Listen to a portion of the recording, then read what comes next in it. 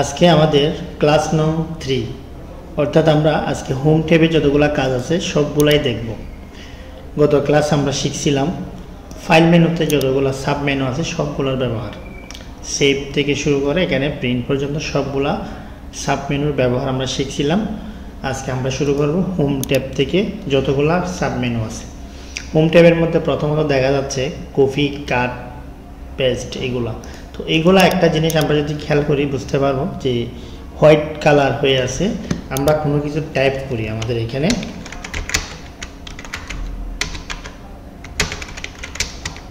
আমি একটা sentence type করি, লেজি ডগ। একটা সেন্টেন্স টাইপ করার পরে আমরা যখন ওই সেন্টেন্সটাকে সিলেক্ট করব, আমরা মাউসের লেফট বাটন চেপে ধরে আমরা যখন সিলেক্ট করব তখন কপি এবং কাট এই দুইটা শব্দ ক্লিয়ার দেখা যাচ্ছে। এর আগে কিন্তু এগুলো ক্লিয়ার না। আমরা যদি সিলেকশন বাদ দিয়ে দিই, একটা বাইরে ক্লিক করি, এখন কপি বা কাট কোনোটাই হবে না। আমরা যখন কোনো কিছুকে কপি করতে হবে বা কাট করতে হবে, আমাদেরকে সর্বপ্রথম এটাকে সিলেক্ট করতে হবে।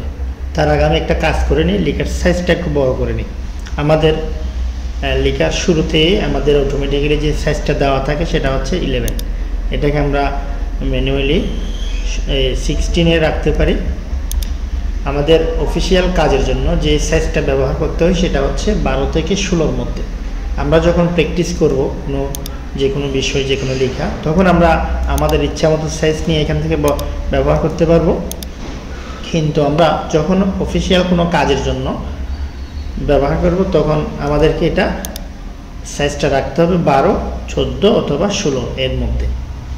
এখন কত রাখবো সেটা নির্ভর করতেছে আমাদের লেখার উপর। আমরা যখন একটা অ্যাপ্লিকেশন লিখবো সেটা যদি এক পেজের মধ্যে চলে আসে, 12তে দেওয়ার পরে যদি এক পেজের মধ্যে চলে আসে তখন আমরা 12তে দিব। আবার মনে হচ্ছে আমার এখানে লেখা অনেক কম, পেজটা অনেক ফাঁকা, সেক্ষেত্রে আমরা লেখার সাইজটা অনেক বড় করে দিব। তো বড় করতে গেলে আমরা যাতে 16 থেকে বড় না করি, এটা হচ্ছে অফিসিয়াল কাজের জন্য 16। তো এমনিতে যেহেতু আমরা প্র্যাকটিস করতেছি, আমরা এখন বাড়তিকটা সাইজ ব্যবহার করলাম। তো এখানে আমাদের কাজ হচ্ছে কপি, কাট। তো এখন আমরা একটা লেখাকে সিলেক্ট করার পরে কপি করলাম। কপিতে ক্লিক করা মানে হচ্ছে এটা কপি হয়ে গেছে। আমরা যখন আমাদের কার্সরটা যেখানে রাখবো, আমার কার্সরটা আমি এন্টার দিয়ে নিচে নিয়ে যাচ্ছি। এখন যদি আমরা এই যে পাশ থেকে আমরা পেস্টে ক্লিক করি, আমাদের ওই যে কপি করা লেখাটা পেস্ট হয়ে গেল। আমি যদি আবার ক্লিক করি তাহলে আবার হবে। যতবার আমরা ক্লিক করব পেস্টে ততবার এটা পেস্ট হতে থাকবে। আর একটা কাজ না করা পর্যন্ত আমাদের এই জিনিসটাই কপি করা থাকবে। এখন আমরা দেখাবো কপির কাছাকাছি একটা অপশন আছে কাট। কাটটা এবং কপির মধ্যে, কাট এবং কপির মধ্যে যে পার্থক্য সেটা বোঝানোর জন্য আমি এটাতে একটা ভিন্ন কালার দিব। এই যে রেড কালারের একটা লেখা, এই লাল লেখাটা আমরা যদি কেটে একদম প্রথমে নিয়ে আসতে চাই, প্রথমত আমাদেরকে লাল লেখাটাকে সিলেক্ট করতে হবে। সিলেক্ট করার পর আমরা এই যে এখানে আছে কাট, এখানে কপি এবং কাটের পাশে যে চিহ্নগুলো দেখা যাচ্ছে ওই চিহ্নগুলো আমাদেরকে মনে রাখতে হবে। যেমন এই যে কাচির মতো একটা চিহ্ন দেখা যাচ্ছে, এটা দিয়ে বোঝানো হচ্ছে কাট, মানে কেটে নিয়ে যাবে। আর এই যে দুইটা একসাথে লোগো দেখা যাচ্ছে, এখানে কপির লোগো এটা। তো এগুলো আমাদেরকে খেয়াল রাখতে হবে। আমরা সামনে যখন কাজ করব, যখন কাট বা কপি লেখা থাকবে না, সেক্ষেত্রে এই আইকনগুলো দেখে আমাদেরকে চিনতে হবে এটার কাজ কি। তো আমরা এখানে কাটে ক্লিক করা মাত্র আমাদের লাল লেখাটা কেটে নিয়ে ফেলবে। এই যে এখান থেকে নিয়ে ফেলছে, তাহলে আমাদের এখানে যে লাল লেখাটা ছিল সেটা আর নাই। তো কাট করা লেখাটা যদি আমরা একদম শুরুতে রাখতে চাই তাহলে আমাকে প্রথমে মাউস পয়েন্টারটা ক্লিক করতে হবে, এরপর আমরা পেস্টে ক্লিক করব। আমার কার্সর কিন্তু একদম প্রথমেই আছে, পেস্টে ক্লিক করলাম, তাহলে লাল লেখাটা ওইখান থেকে যেটা আমি কেটে নিলাম সেটা এখানে চলে আসছে। তো এটার মাধ্যমে আমরা যেটা বুঝলাম কপি এবং কাটের মধ্যে পার্থক্য। কপি করলে লেখাটা এখানেও থাকবে এবং অন্য জায়গায় যাবে, আর যদি কাট করে নিয়ে আসি সেটা অন্য জায়গা থেকে কেটে নিয়ে আসা হবে, ওখানে থাকবে না। তাহলে আমাকে যদি বলা হয় এখানে লাল লেখাটা থাকবে না, এটা এখান থেকে একেবারে কেটে নিয়ে যাও, তখন আমাকে করতে হবে এটাকে সিলেক্ট করে কাট। আর যদি এটা এখানেও থাকবে নিচেও যাবে, তখন আমাকে করতে হবে এটাকে কপি করে আমি নিচে মাউস পয়েন্টার নিয়ে যাব, এখানে মাউস পয়েন্টার নিয়ে ক্লিক করে এরপর আমরা পেস্টে ক্লিক করব। তো আমরা জানি এখানে কপি কাট পেস্ট এগুলোর একটা কিবোর্ড কমান্ড আছে। আমরা যখন কপির এই যে কপির সামনে যখন আমরা মাউস পয়েন্টার নিয়ে যাব, এই যে এখানে খেয়াল করে এখানে মাউস পয়েন্টার নিয়ে গেলে আমাদেরকে একটা শর্টকাট আইকন দেখাচ্ছে Ctrl+X, মানে হচ্ছে কাট। আমরা যদি কিবোর্ড থেকে এই লেখাগুলোকে সিলেক্ট করার পরে Ctrl+X দিয়ে দিই তাহলে লেখাগুলো কাট হয়ে যাবে, মানে কেটে নিয়ে ফেলবে।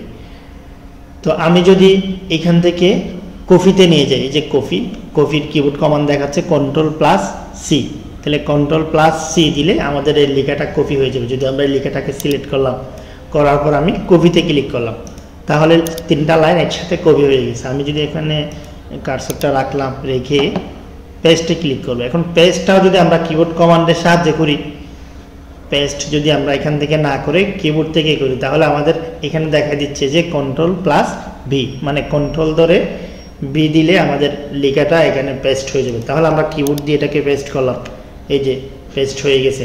আমি যদি একটু জুম আউট করে নিই, হ্যাঁ, আমি যদি Ctrl+V এভাবে কয়েকবার পেস্ট করি, তাহলে বারবার এখানে কপি করা লেখাটা পেস্ট হবে। এটা হচ্ছে কপি কাট পেস্টের ব্যবহার। এরপর আমরা শিখব এইখান থেকে লেখাটাকে আমরা, এই যে এখানে লেখাটাকে আমরা কিছু ফরম্যাট ব্যবহার করব। প্রথমত আমরা এখান থেকে বোল্ড করলাম, বোল্ড বিতে ক্লিক করলাম, মানে বোল্ড হয়ে গেছে। আবার যদি বিতে ক্লিক করি এটা আনবোল্ড। তো যেই কাজটা আমরা যেখান থেকে করব সেখান থেকে আমরা আবার ক্লিক করলে বাদ হয়ে যাবে, এই যে বোল্ড আনবোল্ড। তো এইগুলোরও কিবোর্ড কমান্ড আছে। আমরা যখন কাজ করতে যাচ্ছি এখানে মাউস পয়েন্টার নিয়ে যাচ্ছে, আমাদেরকে দেখাচ্ছে Ctrl+B, মানে আমরা যদি কিবোর্ড থেকে Ctrl+B দিই তাহলে বোল্ড হয়ে যাবে। তো আমরা আপাতত এখান থেকে মেনু থেকে করি বোল্ড আনবোল্ড। তো এখানে আইতে ক্লিক করলে Ctrl+I, আইতে ক্লিক করলে ইতালিক হবে, আবার দিলে ইতালিক ক্যান্সেল হবে। তো এখানে ইতালিক হয়ে গেছে। ইউতে ক্লিক করলে আন্ডারলাইন হয়ে যাবে, আবার দিলে আন্ডারলাইন ক্যান্সেল হয়ে যাবে। তো আমি যদি ভিন্ন টাইপের আন্ডারলাইন ব্যবহার করতে চাই, তাহলে আন্ডারলাইনের পাশে একটা চিহ্ন আছে, এটাতে ক্লিক দিব। দেন আমরা এখান থেকে ডাবল আন্ডারলাইন, এটাতে ক্লিক দিলাম, তাহলে ভিন্ন টাইপের একটা আন্ডারলাইন হয়ে গেছে। এই যে এই চিহ্নটার মধ্যে ক্লিক করতে হবে, এটা মনে রাখতে হবে। এরপরে এখানে আমরা যে কাজগুলা করছি, আমি এই লেখাটার মধ্যে কি কি ব্যবহার করছি, লেখাগুলোকে বোল্ড করছি। এই যে বিতে কালার হয়ে আছে, তার মানে বোল্ড। আমি যদি যা করি সে কাজটা এখানে দেখা যাবে। এই যে বিতে একটা ক্লিক দিলে আনবোল্ড। তো আমার এখানে 3টা কাজ করছি, একটা হচ্ছে বোল্ড করছি এই লেখাগুলোতে, ইতালিক করছি এবং আন্ডারলাইন করছি। 3টা ফরম্যাট ব্যবহার করছি। আমি যদি চাই এই 3টা ফরম্যাট আমি আমার এই অন্য আরেকটা লেখার মধ্যে দিব, সেম ফরম্যাটটা আমি এই লেখার মধ্যে দিব, তাহলে আমরা এই ফরম্যাটটা 3টা ফরম্যাট একসাথে কপি করার জন্য এখানে একটা আছে ফরম্যাট পেইন্টার। আমরা এই লেখাটাকে সিলেক্ট করে এখান থেকে ফরম্যাট পেইন্টারে ক্লিক করলাম, ফরম্যাট পেইন্টার মনে রাখতে হবে। এটাতে ক্লিক দেওয়ার পরে এই যে আমার মাউস পয়েন্টারের সাথে একটা ব্রাশ শুরু করতেছে। এই ব্রাশটা যখন থাকবে, আমরা মাউস চেপে ধরে যখন কোনো একটা লাইনকে সিলেক্ট করব, সেই লাইনের মধ্যে ওই যে আগের লাইনের যে ফরম্যাটটা ছিল সেম ফরম্যাটটা চলে আসবে। বিষয়টা বুঝতে পারছি? এই যে আমরা আবার করতেছি, এই যে এটাকে সিলেক্ট করলাম, ফরম্যাট পেইন্টারে ক্লিক করলাম, তাহলে এখন আমি এই লাল লেখাটার মধ্যে ক্লিক করব, সিলেক্ট করলাম, তাহলে ওই যে ওইটার মতো সেম এই লেখাটার মধ্যেও হয়ে গেছে। এই হচ্ছে ফরম্যাট পেইন্টারের কাজ। এরপর হচ্ছে এই যে লাইনটা মাঝখানে কাটা চিহ্ন, এটা আমাদের লাগে না, এই যে এটার ব্যবহার দরকার নেই। পাশে একটা অপশন দেখা যাচ্ছে এক্স স্কোয়ার, এই বিষয়গুলো বুঝতে হলে আমাদের একটা সূত্র টাইপ করতে হবে। তো আমি সবার উপরে চলে যাই, একদম উপরে। হ্যাঁ, এইখানে আমি লিখলাম a square plus B square H2O। তাহলে এই লেখাগুলো আমরা স্বাভাবিকভাবে টাইপ করলাম। তো যেগুলা উপরে নিতে হবে সেগুলাকে বলা হয় সুপারস্ক্রিপ্ট। এখানে লেখা আছে সুপারস্ক্রিপ্ট। তো আমরা যদি এই যে লেখাটাকে সিলেক্ট করে আমরা এক্স স্কোয়ারের মধ্যে ক্লিক দিই, এটাকে বলা হয় সুপারস্ক্রিপ্ট। সুপারস্ক্রিপ্টে ক্লিক দিই, তাহলে এটা উপরে চলে যাচ্ছে সুপারস্ক্রিপ্ট। সেমভাবে আমরা এটাকে নিচে নামাবো, তাহলে এটাতে আমাদের কি করতে হবে, সাবস্ক্রিপ্ট। এই যে এটা নামটা শুরু করতেছে, এটার নাম হচ্ছে সাবস্ক্রিপ্ট।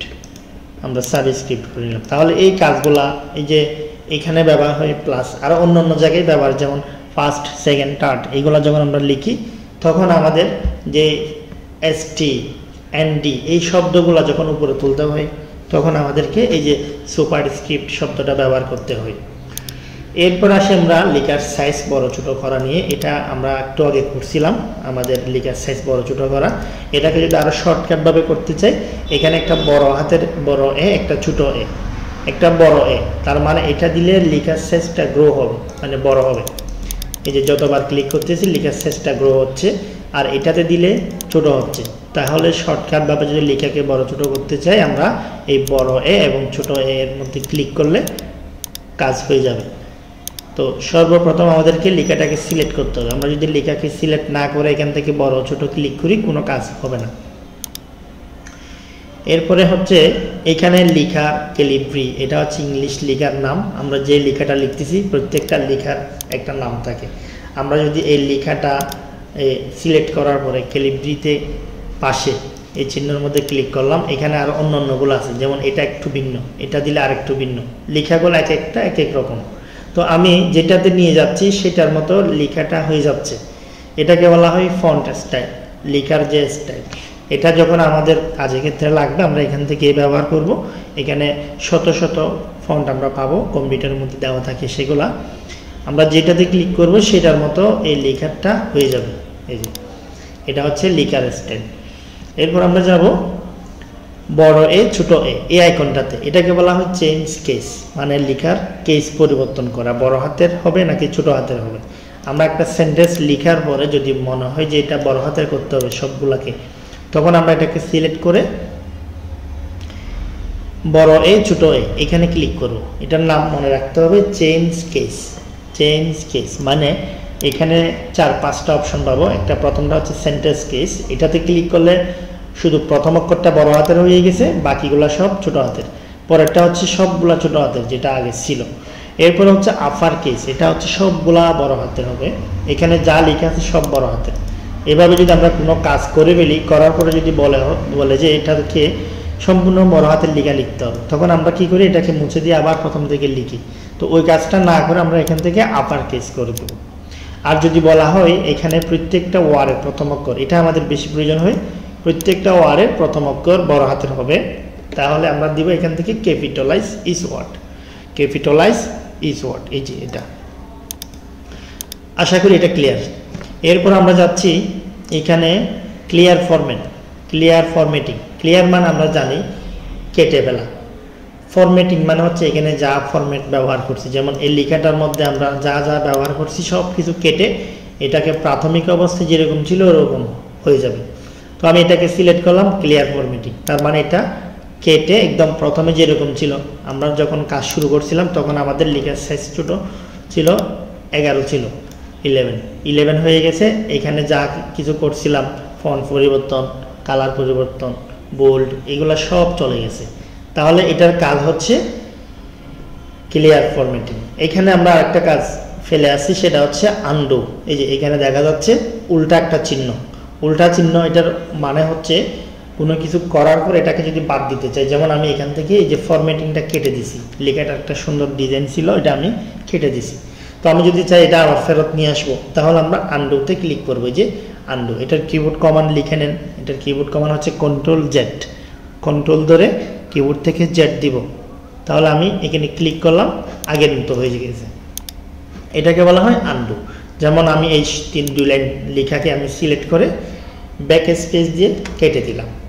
এরপরে যদি আমরা আনডুতে ক্লিক করি, এটা আবার ফেরত আসবে। তাহলে আনডুর কাজ হচ্ছে কোনো কিছু কেটে দেওয়ার পরে, কোনো একটা কাজ করার পরে সেটাকে না করা।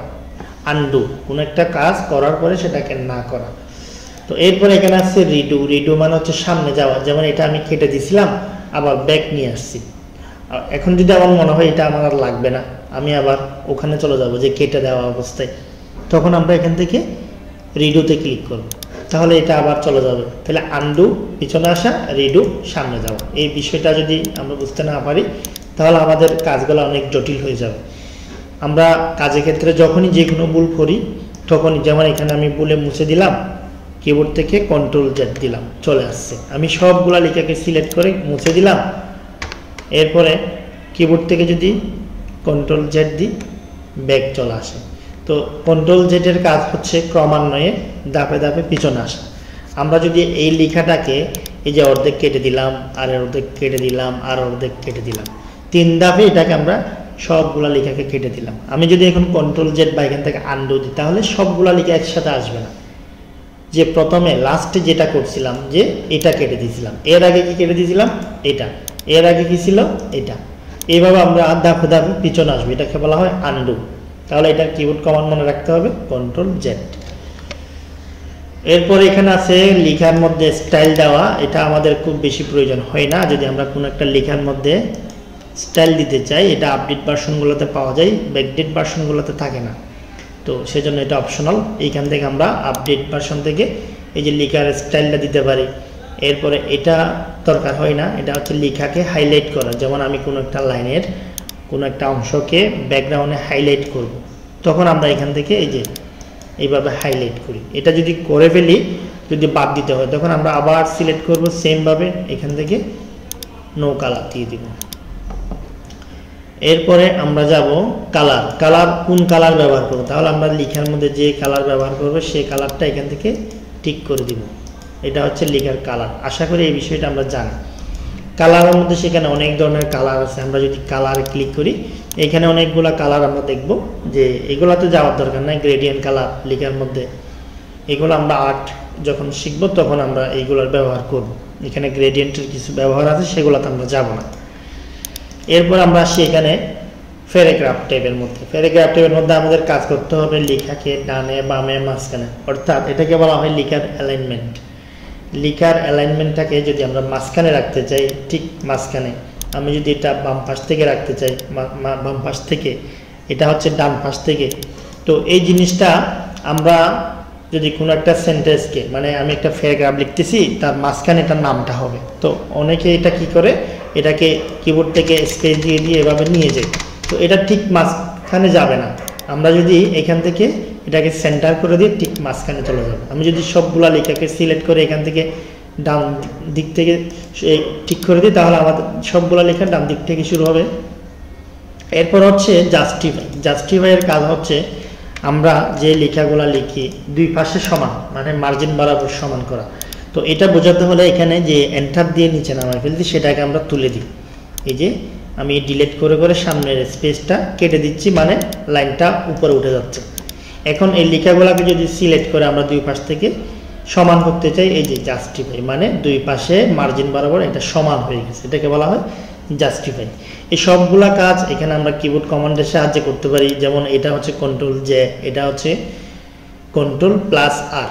কন্ট্রোল আর দিলে রাইট পাশ থেকে যাবে, কন্ট্রোল এল দিলে, কন্ট্রোল ই দিলে সেন্টার থেকে আসবে, কন্ট্রোল এল দিলে লেফট পাশ থেকে হবে।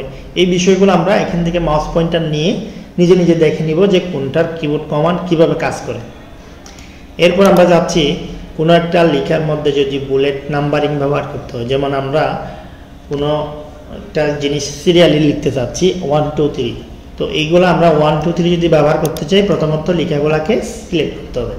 সিলেক্ট করার পরে এখান থেকে আমরা এই যে উপরে আছে নাম্বারিং মাঝখানে, এটা হচ্ছে নাম্বারিং লাইব্রেরি। এখান থেকে আমরা যদি 1 2 3 দিই, এভাবে 1 2 3 আসবে। যদি আমরা রোমান সংখ্যা দিই, রোমান সংখ্যা আসবে। ABCD দিলে ABCD আসবে। তো এগুলা না দিয়ে আমরা যদি চাই এখানে বুলেট ব্যবহার করবো, এই যে সিম্বলগুলো, এই টাইপের যে সিম্বলগুলো আমরা ব্যবহার করব, তাহলে আমরা এখান থেকে এই যে কোনো একটা সিম্বল দিয়ে দিলাম, সেট হয়ে গেছে। তো এগুলাকে বলা হয় সিম্বল, মানে বুলেট। আমরা বুলেট সেট করলাম। তো বুলেট এবং নাম্বারিং যে কোনো একটা আমাদেরকে ব্যবহার করতে হবে, দুইটা একসাথে ব্যবহার করা যাবে না। তো এই বুলেট বা নাম্বারিং ব্যবহার করার পরে যখন লেখাটা আমাদের মার্জিন থেকে একটু সামনে চলে আসছে, আমরা যদি চাই এটাকে একটু পিছনে নিয়ে যাব, তাহলে এখানে একটা আছে ইনডেন্টের ব্যবহার। এই যে ইনডেন্ট, ইনক্রেস ইনডেন্ট, এটা দিলে সামনের দিকে যাবে, মানে রাইট পাশে যাবে। এটা দিলে লেফট পাশে চলে আসবে, এই যে লেফট। এটা দিলে সামনে। এই হচ্ছে ইনডেন্টের ব্যবহার। এরপর হচ্ছে 3 নাম্বার, এখানে আরেকটা বুলেট নাম্বারিং এর লিস্ট আছে, এটা আমাদের লাগে না, সেজন্য এটা স্কিপ করতেছি। তাহলে আমরা এখান থেকে নাম্বার দিতে হলে এখান থেকে দিব, বুলেট দিতে হলে এখান থেকে দিব। আর এগুলো যদি বাদ দিতে হয় আমরা এখান থেকে নান অপশন পাবো, এই যে নান। যদি দিতে চাই এখান থেকে দিব, আবার ওখানে ক্লিক করলে নান বাদ হয়ে যাবে। তো তো এরপরে হচ্ছে লাইনের দূরত্ব বাড়ানো কমানো, যেমন এই যে লাইনগুলোর মাঝখানে একটা ফাঁকা যে বাড়তি দূরত্ব, এটা যদি কমাইতে হয় আমাদেরকে প্রথম যে কাজটা করতে হবে এই যে এখান থেকে লাইন স্পেসিং থেকে একদম নিচে চলে আসতে হবে। নিচে একটা লেখা আছে রিমুভ স্পেস আফটার প্যারাগ্রাফ, লেখাটা ভালো করে মনে রাখতে হবে, রিমুভ স্পেস আফটার প্যারাগ্রাফ। এটা যদি আমরা না দিই তাহলে এখান থেকে একেবারে জিরো করলেও আমাদের লেখাটা দূরত্ব কমবে না। সেজন্য প্রথমে হচ্ছে এটা করতে হবে, এটা করার পর আমাদেরকে আর কোনো কিছু না করলেও চলে। এই যে 1.15 এটা হচ্ছে আমাদের থাকবে। তাহলে প্রথম যে কাজটা করতে হবে সেটা হচ্ছে রিমুভ স্পেস, এটা এখন অ্যাড হয়ে গেছে। আমি যদি অ্যাড স্পেস দিই তাহলে আবার স্পেসটা যুক্ত হয়ে গেছে, আবার যদি দিই রিমুভ স্পেস। আশা করি বুঝতে পারছেন। এরপর হচ্ছে লেখার মাঝখানে লেখার পিছনে কালার, এটাকে বলা হয় শেডিং। আমরা যদি এই লেখাটার ব্যাকগ্রাউন্ডে একটা কালার দিতে চাই, যেমন প্রথম লাইন, এখানে আমরা শেডিংয়ে ক্লিক করলাম, এখান থেকে একটা কালার দিলাম। সেমভাবে আমি এই কার্সরটা এখানে রাখলাম, রেখে এই যে এই লাইনের মধ্যে ব্যাকগ্রাউন্ড একটা কালার দিলাম। তো এগুলাকে বলা হয় শেডিং। এগুলো দিতে হলে আমাদেরকে এখান থেকে দিতে হয়, আর যদি বাদ দিতে হয় তাও আমরা এখান থেকে বাদ দিব, নো কালার। যেখান থেকে আমরা দিচ্ছি সেখান থেকে সেটা বাদ দেওয়ার অপশনটা পাচ্ছি। তো এরপর আমাদেরকে এখানে স্টাইলের বিষয়টা আর ধরতে হবে না, কারণ আমরা লেখার স্টাইল ব্যবহার করতে হলে এখান থেকে ব্যবহার করবো। সেজন্য এই যে এখানে যতগুলো স্টাইল আছে এগুলো আমরা ধরবো না, এই যে এগুলা। এখন আমাদের করতে হবে সিলেক্ট অল। সিলেক্টে ক্লিক করলে এখানে দেখবো সিলেক্ট অল। সিলেক্ট অল মানে হচ্ছে সম্পূর্ণ লেখা, আমার এই ডকুমেন্টে যা লেখা আছে সবগুলোকে সিলেক্ট করার জন্য সিলেক্ট অল। তো এটাকে যদি কিবোর্ড কমান্ডের সাহায্যে ব্যবহার করি, Ctrl+A, মানে Ctrl A দিলে সব লেখাগুলো সিলেক্ট হয়ে যাবে। তো অল সিলেক্ট আমরা কেন করি? হয়তো লেখাগুলোকে কেটে দিব, নয়তো বা লেখাগুলোকে কালার করব, নয়তো বা লেখাগুলোকে কপি করব বা পেস্ট করব। তাহলে আমি সবগুলোকে সিলেক্ট করে কপি করলাম, আবার এখানে কার্সরটা রেখে পেস্ট করলাম, ডাবল আবার দিলাম, পেস্ট পেস্ট, অনেকগুলা করলাম। তাহলে সিলেক্টের কাজ হচ্ছে সবগুলা লিখে, যেমন এখানে 4টা পেজ একসাথে হয়ে গেছে। এখন 4টা পেজে যতগুলা লিখা সবগুলাকে আমি সিলেক্ট করব, তাইলে সিলেক্ট অল, সবগুলা লিখে সিলেক্ট। এখন যদি আমি ব্যাক স্পেস দিই সব কেটে গেছে, ডিলিট দিলে সব কেটে গেছে। তো এখন যদি এটা আবার ফেরত আনতে হয়, মনে আছে আন্ডু, আন্ডু করে নিব, আবার ফেরত আসবে। কেটে দেওয়া লেখাকে ফেরত আনার জন্য আন্ডু, Ctrl+Z। এরপরে হচ্ছে ফাইন্ড রিপ্লেস। ফাইন্ড মানে হচ্ছে খুঁজে বের করা। ফাইন্ডে ক্লিক করলে এই পাশে একটা অপশন দিবে, যেমন এখানে যে অক্ষরগুলো আছে FOX, ফক্স, যেমন এই ফক্স শব্দটা এখানে কয়বার আছে সেটা আমাদেরকে দেখাচ্ছে। এভাবে আমরা কোনো একটা ওয়ার্ড আছে কিনা চেক করার জন্য এই যে ফাইন্ড অপশনটা ব্যবহার করি। রিপ্লেসের কাজটা গুরুত্বপূর্ণ, সেটা হচ্ছে আমরা যখন কোনো একটা ওয়ার্ডকে ভুল করি বা একটা ওয়ার্ডের পরিবর্তে আরেকটা ওয়ার্ড বসাতে হয়, তখন আমরা এই যে ফক্স, যেমন এখানে যে ডকুমেন্টের যে লেখাটা আছে এ কুইক ব্রাউন ফক্স, আমাকে যদি বলা হয় যতগুলা ফক্স আছে সবগুলাকে ক্যাট করতে হবে, তখন আমরা কি করি, এই যে প্রথম ঘরে রিপ্লেসে এসে প্রথম ঘরে আমরা লিখবো FOX, যে প্রথমে যেটা লেখা আছে এখানে সেটা, এটার পরিবর্তে নতুন যে শব্দটা বসবে, যেমন ক্যাট বসাবো আমি, তাহলে ক্যাটটা বসাইতে হবে লাস্টে নিচের ঘরে CAT। এখন যদি আমি নেক্সট দিই বা ফাইন্ড নেক্সট দিয়ে আমাকে দেখাবে যে কোন কোন জায়গায় আছে, এখানে আছে, এখানে আছে। তো আমি যদি রিপ্লেস দিই তাহলে একটা একটা করে পরিবর্তন করে দিবে, একটা একটা। তো আমি যদি চাই এইখানে যতগুলো আছে সবগুলো একসাথে পরিবর্তন হয়ে যাক, তাহলে আমরা ক্লিক করব রিপ্লেস অল, রিপ্লেস অল। তাহলে আমার এই ডকুমেন্টসে এই যে 57টা শব্দ আছে, এই 57টা শব্দ একসাথে রিপ্লেস হয়ে ক্যাট হয়ে গেছে। সেমভাবে আমরা যে কোনো শব্দকে পরিবর্তন করতে পারবো এই কমান্ডের সাহায্যে রিপ্লেস ব্যবহার করে।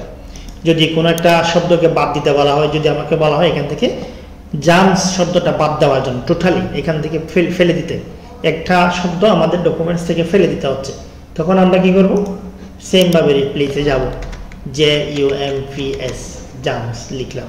এখন এটার পরিবর্তে কিছুই হবে না, ব্ল্যাঙ্ক। আমি ব্ল্যাঙ্ক রেখে সেকেন্ড ঘরটাকে আমরা ব্ল্যাঙ্ক রাখলাম এবং রিপ্লেস অল। তাহলে যত জায়গায়, যেমন 60টা জায়গায় এই যে জাম্পস শব্দটা ছিল, এরপর থেকে আমরা এটা দেখবো না। এই যে জাম্পস শব্দটা সব জায়গা থেকে মুছে দিছি। এ হচ্ছে কোনো একটা শব্দকে বাদ দেওয়ার জন্য বা পরিবর্তন করার জন্য আমরা এটা ব্যবহার করি। তাহলে আজকের ক্লাসের মধ্যে আমরা যেগুলো শিখলাম একদম হোম থেকে, কপি, কাট, পেস্ট, ফরম্যাট প্রিন্টারের কাজ, এরপর হচ্ছে লেখা বোল্ড ইটালিক আন্ডারলাইন, এরপর হচ্ছে সুপার স্ক্রিপ্ট সাবস্ক্রিপ্ট মানে স্কোয়ারের কাজ করা, লেখাকে বড় হাতের করা, ছোট হাতের করা, বড় হাত লেখার সাইজ বড় ছোট করা, ক্লিয়ার ফরম্যাটিং, লেখার কালার পরিবর্তন, লেখার স্টাইল, এরপর হচ্ছে বুলেট নাম্বারিং, এখান থেকে লেখা ডান পাশে বাম পাশে নেওয়া, লেখার লাইনের দূরত্ব কমানো বাড়ানো। এরপরে শিখলাম লেখা একসাথে অনেকগুলো লেখাকে যদি ডানে বামে নিতে হয় ইনডেন্টের ব্যবহার করা। এরপরে রিপ্লেস, সিলেক্ট অল, ফাইন। আশা করি আমাদের এই যে 3 নাম্বার ক্লাসে যে কাজগুলো আমরা করছি সেগুলা ভালোভাবেই বুঝতে পারছি। যদি কোনো কিছু আমরা না বুঝে থাকি ভিডিওটা আমরা ভালো করে দেখব, প্রয়োজনে একটা ভিডিও 2বার করে দেখব।